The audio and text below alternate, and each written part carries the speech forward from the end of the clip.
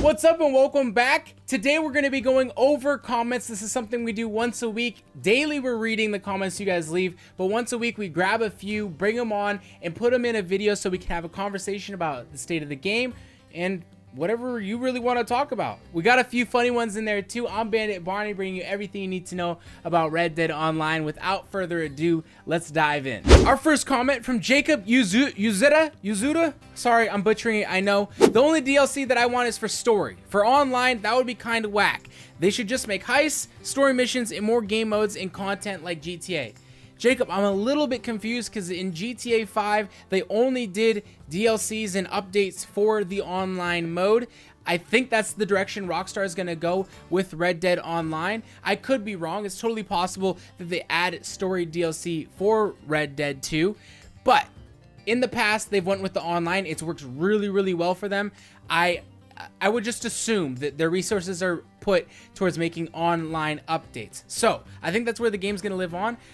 It would be cool though if Rockstar was gonna do a story DLC. It would be nice to see it in this game.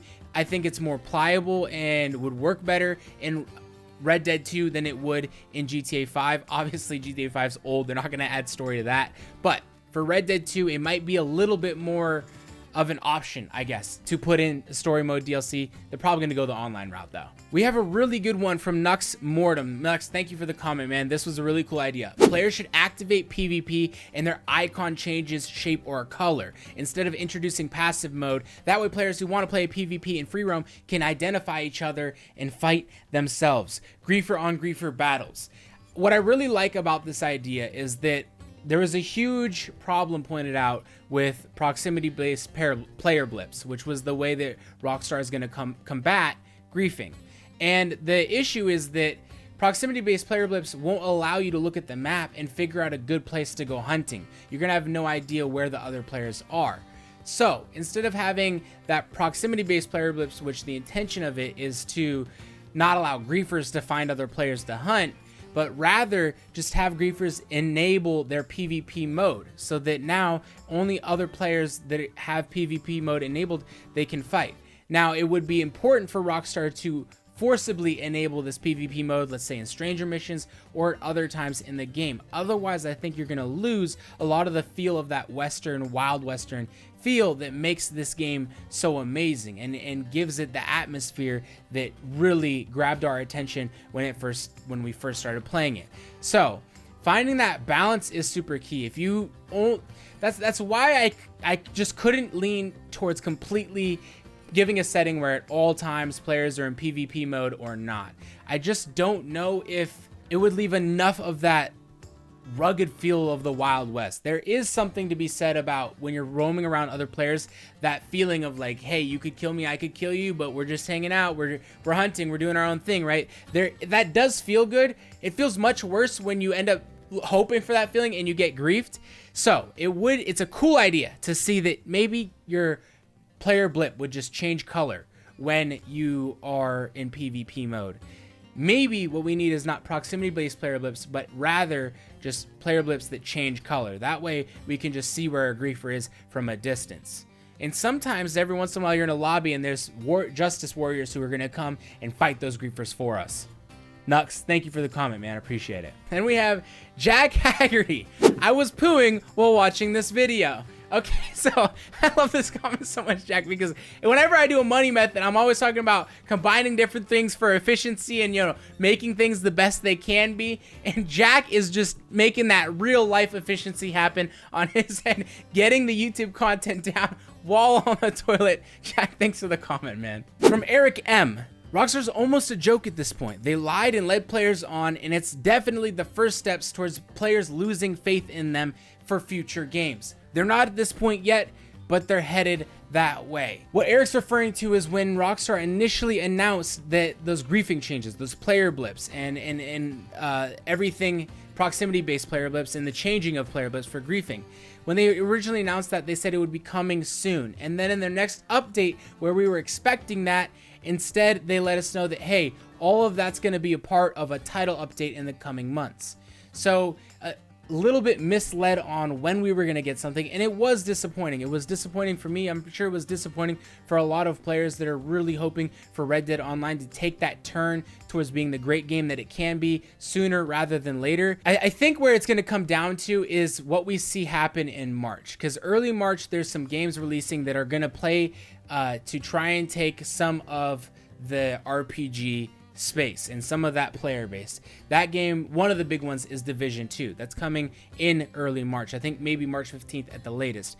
I'm expecting Rockstar to release their next big update before then, because it would hurt them significantly when a new title comes to play and their player base isn't happy with the state of their game. So if they can recapture the player base by giving us a big update before some of these new titles release in early March, it could go a long way in captivating the player base. Like Eric said, they haven't lost everyone's attention, right? They haven't took that fatal turn where there's no return from. They haven't gone downhill that far yet. And I think that them going down that far hill is quite a ways off still. But it will be interesting to see what the next step is and when that next big update is, because there are some titles coming out that they look pretty good, and they're the RPG titles, so they're going to be combating for some of the same player base. Eric, thanks for the comment. we got this one from Christopher Goalie. Wow, you seem right, but I hope you're dead wrong. Please be wrong. Christopher, wow, I hope you're dead wrong. You seem right, but I hope you're dead wrong. Christopher, thank you for this comment. This was in a theory video we did earlier this week that was just about how our Red Dead 2 might actually be making GTA 5 more popular. You can check that out in the link down below if you want to. Christopher, thanks for the comment, man. We have a longer one from Roger Black. Basically, what he's talking about here is when Division 1 was released in 2016, Ubisoft came out with a full year schedule of what they were going to be adding to the game and just let everyone know right off the bat. He's saying, why can't Rockstar be this open with us, this transparent with us? And they've been so like mouth shut about everything. Why can't Rockstar be more like this? And there's really two things to this. And the first thing is that it's nice to know what's going to come to a game, but it's also not always the best way to work on what the community is asking for. If you set a schedule and let everyone know what you're going to be working on, then people are going to be expecting those things to be delivered. And sometimes that means that when there's other things that are like bugs and things that the players want worked on, the community wants worked on, get pushed to the side in order to meet those deadlines. So for that reason, I don't necessarily want Rockstar to go out and let us know, hey, this is what's going to happen in Red Dead Online in the future. On top of that, I think Rockstar is more of the point like, all right, we're going to take in this data step by step along this beta and see what is the best direction for us to go in. There's so much data that they're collecting on there, and they're categorizing it in every which way to come up with, in a sense, the best mathematical solution to the problem. More and more, as analysis is getting better and better, we're seeing people use math to figure out what needs to be done than ever before. I mean, this goes all the way to baseball now. Like managers are using their numbers over their feeling of who should be in the game, because the numbers don't lie to an extent. So we're gonna see, I think Rockstar's gonna be using a lot of those numbers, but you can get the best of both worlds, where you're letting your player base know and your community know what you're working on, at the same time leaving a lot of flexibility to tackle current issues and long-term projects. Rockstar's never been like that, unfortunately. Rockstar's just never been the company that's super transparent about what they're working on. They're good. They're really, really good at what they do, and that's why GTA 5 Online has been so popular, but they just don't often talk about it on the level of, like, you know, Epic or something. Epic is such a standard, so that's why I mention them so often, but they just don't talk about it like that.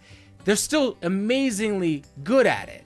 It's just something where we're left in the dark. And one would hope that at this point we have blocks in place, or Rockstar has the experience in place where they've done it with GTA 5, and now they can have a better process for executing with Red Dead Online, because GTA 5 took a long time to get into the state where it was really thriving. It took a long time. Hopefully Red Dead Online will get there faster. You know, we can only hope. My theory is that in early March, we're going to see something from Rockstar that's really going to captivate, or at least their goal with it would be to captivate the player base. So it will be an ambitious project, hopefully, that we see soon, because we need something. We do. We really do need something. But right now, you know, they just haven't said a lot, and it's been their motto. It's been their motto. We'll see where it goes. Roger, thank you for the comment, man. To cap it off, we got a really nice one from Aaron Short. Thanks for the numbers, bro. Shout out to the behind the scenes man, brother Kevin. Keep it up, gentlemen. Aaron, thank you, man. I assure you, me and my brother really appreciate comments like this and viewers like this. I really appreciate it. Just so you know, I do have a brother Kevin, but the brother that runs the channel with me, his name is Keith. He does all the editing, the thumbnails. He comes up with a lot of the concepts that we put out here on the channel, guys. Works so hard with me to get this content out. So thank you, man. I know that he really appreciated it when he saw this comment, even though it's Keith, not Kevin. Thank you, Aaron, for the comment. And with that, guys, that's going to be the end of the video. We're almost 6K subscribers, guys. We're so close. If you haven't subbed already, make sure to sub. I really appreciate the support you've given me and Keith in this journey on the channel. We're going to keep working for you guys and keep growing. Thank you, and until the next time, we'll catch you later.